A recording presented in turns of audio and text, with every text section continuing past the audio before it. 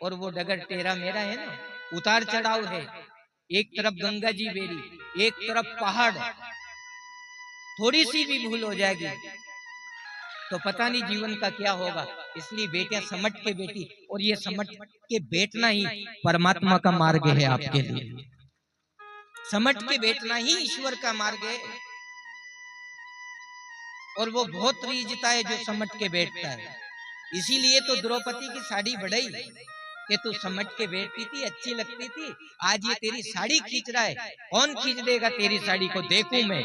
वो देख पाया, साड़ियों का ढेर लगा दिया। देख नहीं देखने में दृष्टि से साड़ियों का ढेर लग गया।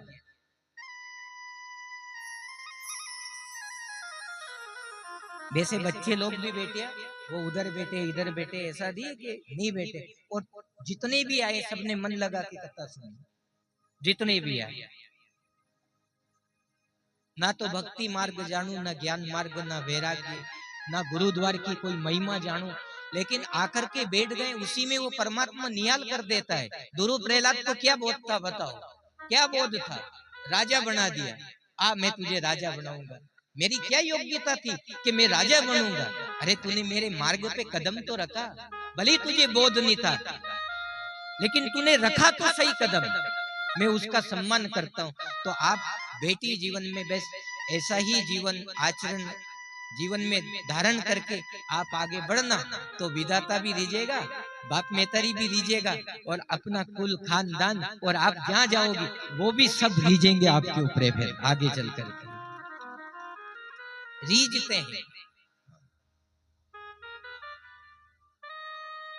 ना जाने कौन से गुण पे दयानिधि रीझ जाते हैं।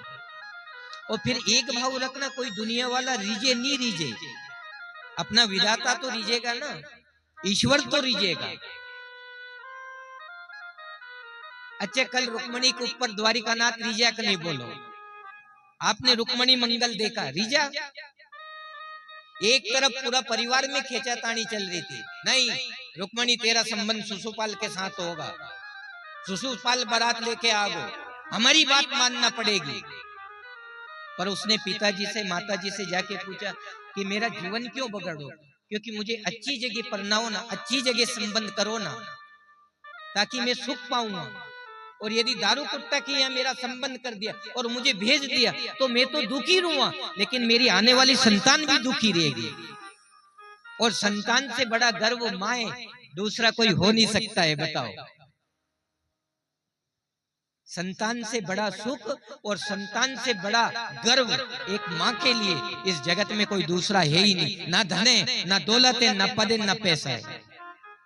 एक माँ अपना बेटा मिल जाए दुख के समय, आधो दुख तो वो उसे ही काट लेगी। कोई ने भी गाली दे पड़ी, कोई ने शब्द बोल दिया, खींचातानी कर दी, और वो बेटा यदि उसके पास आ गया तो उसका लाल लड़ाने में, उससे बातें करने में, बस उसी के साथ रमण करने में उसका दुख हल्का हो जाता है। याद रखना, एक सुख संपदा है माँ के लिए बेटा।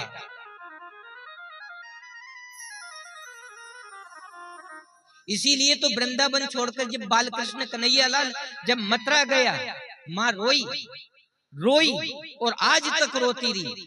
और जब उद्धव गया ना वृंदावन में, तो उन गोपकाल से है ना बाबा नंद का पता पूछा, उनके घर का पता पूछा कि बाबा नंद कहाँ रहते हैं। तो उन्होंने एक नाली में से पानी बह रहा था, एक रुगड़ी में होती पानी बह रहा था, कि कहा कि ये जो पानी जहाँ से बह के आ रहा ना, जिस घर से बहता हुआ निकल रहा है, वही घर बाबा नंद और यशोदा का है। आप चले जाना इस नाली को पकड़ के। और जाके देखा तो दोनों की आंखों से पानी झरझर बह रहा था। किसके लिए? ईश्वर के लिए, बेटा के लिए। और बड़ा होकर के अगर जो वो बेटा उस माता पिता को दुख देता है, उसको रुलाता है, तो फिर उसके बराबर बड़ मतलब दुर्भागी इस जगत में दूसरा कोई नहीं होगा। यदि बेटा बेटी को बड़भागी बनना हो तो माता पिता की सेवा करो, मीठे बोलो, अच्छे बोलो। और यदि माता पिता से आपने अच्छा बोल लिया, अच्छा व्यवहार कर लिया, उनकी सेवा कर ली, तो फिर भगवान की सेवा करने की जरूरत नहीं। भगवान तुम्हारे द्वार पे आएगा, लड़खड़ा के आएगा, रो के आएगा। आप दादागिरी से बुला सकते हो फिर परमात्मा को कि तुझे आना पड़ेगा। क्यों? कि मैंने सुना है वेद पुराणों में कहा है कि जो माता पिता की सेवा करता है उसको भगवान के यहाँ जाने की जरूरत नहीं पड़ती। भगवान उसके द्वार पे आएगा और दरवाजा खटखटाएगा कि मैं आ गयो रे। पर आजकल वो कहते कि उल्टी गंगा, इस उल्टी गंगा को बहाओ मती, नहीं तो सब दुर्भागी हो जाएंगे, दुखी हो जाएंगे और फिर आपको कोई संभालने वाला नहीं मिलेगा।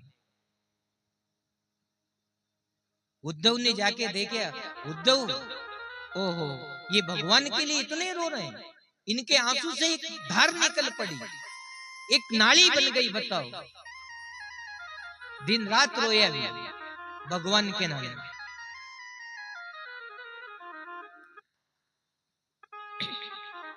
तो रुक्मणी ने भी द्वारिका नाथ को प्राप्त किया, चाहे विषम परिस्थिति थी।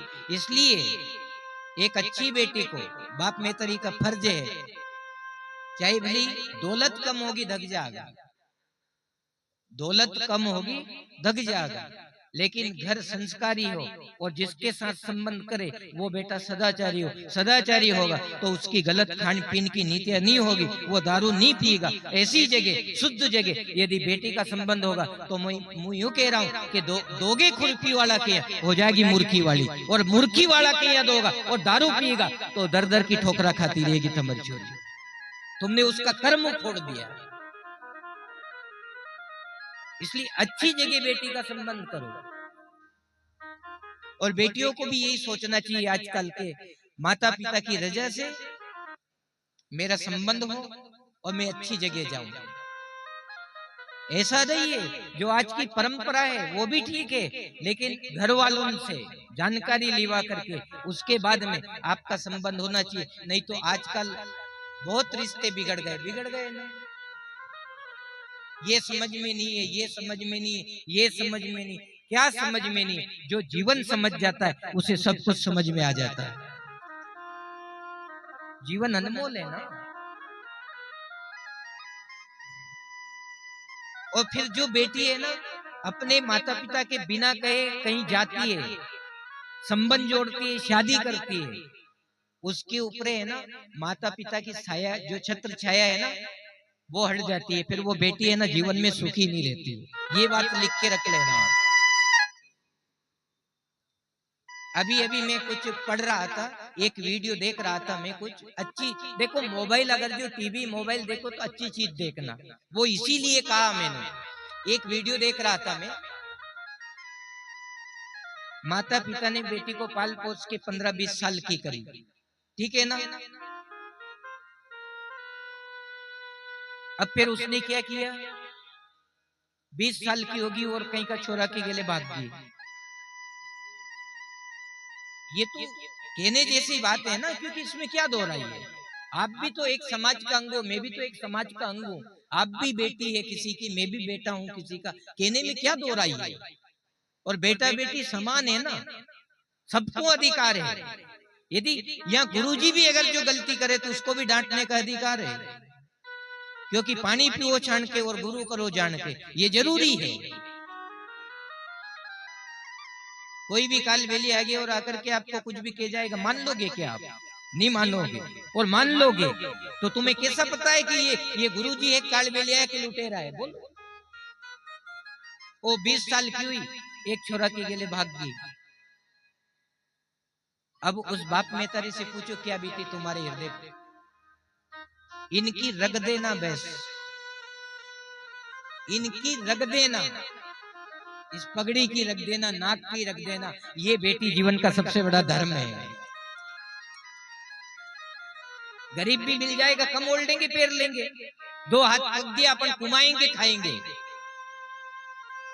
आज अगर जो सुबह से लेके शाम तक आप निकल जाते हो फावड़ा तो गरीबी लेके, 500 रुपए मिलता है कि नहीं? बोलो, कोई कमी नहीं है।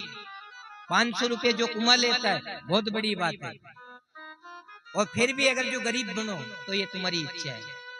अब वो भागी छोरी है नहीं, उसने क्या किया, उसने वो का सब कर्म क्रिया कर दिया उन छोरी का कि मारा भाग से मर गई। वो 2-4 दिन में नहीं आई तो बाप मेतरीन ने कहीं करियो मन भर 20 किला की, 1 कुंटल की पूड़ियां शक्कर बना के और रिश्तेदार जिमाड़ के कह दी कि वह तो मर गई हमारा बाप से, तो को असर कर दियो हमने, कर दियो असर, जीते जी मार डालिया। बताओ, जीते जी मर गए। जो ऐसे नेक ऐसे गलत कर्म करते हैं वो जीते जी मर गए और अपने बाप मेतरी को भी मार दिए।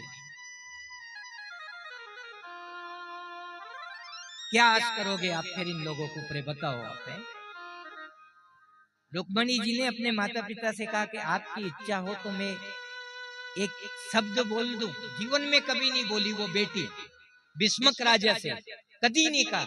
और आपको तो आज एक शब्द बोल दूं, यदि बुरा नहीं मानो तो आप अपराध मत समझना, गलत मत समझना उसको, कि मेरी इच्छा भगवान कृष्ण के साथ संबंध जोड़ने की है। आपकी क्या इच्छा है? भीष्मक राजा ने कहा कि बेटी मेरी भी इच्छा यही है कि तू है ना द्वारिका नाथ की हो जावे। मेरी इच्छा है, हमारी स्वयं की इच्छा है।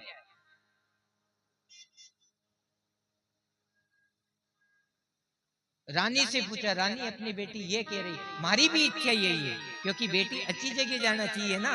और वो शिशुपाल है तो राजा, बहुत कुछ है उसके पास भी, लेकिन वो गलत खान पीन करता है, वो दारू पीता है, गुंडागर्दी में रहता है वो। और अगर जो बेटी वहां जाएगी तो उसका जीवन खराब हो जाएगा। तो फिर भगवान के साथ में संबंध किया और द्वारिका नाथ को पत्रिका लिख के रुक्मणी जी ने कल आपने देखा दिया, और वो द्वारिका नाथ आया और आकर के रुक्मणी जी को लेकर के गए। अब ये भागने जैसी व्यवस्था नहीं थी, नहीं तो आप सोच लो कि रुक्मणी भी तो गई थी, आया तरत लेके बिटा के लेके और भाग गया। ये वो नहीं है, क्योंकि बाप मेतरी की इच्छा थी। और बाप मेतरी अगर जो उस विषम परिस्थिति में अगर जो वहां बोलते तो ना जाने इनके साथ में वो लोग क्या करते। वो चुप रहे, नहीं बोलिया, और अग्नि को साक्षी मान करके और दो ही बाप मेतरी ने कह दिया कि हे ईश्वर, हमारी रजा है, हमारी इच्छा है कि हमारी बेटी का संबंध द्वारिका नाथ से हो और द्वारिका नाथ ले जाए। तो फिर क्या गुनाह है साहब, बताओ क्या गलत किया? नहीं है, नहीं। बेटी का जीवन यही तो है कि बाप मेतरी की रजा से अगर जो संबंध हो जाए और बेटी वहां जावे तो याद रखना पग पग पे आप लक्ष्मी नारायण की तरह पूजाते रहोगे, वो सामर्थ्य मिलेगा। अच्छा।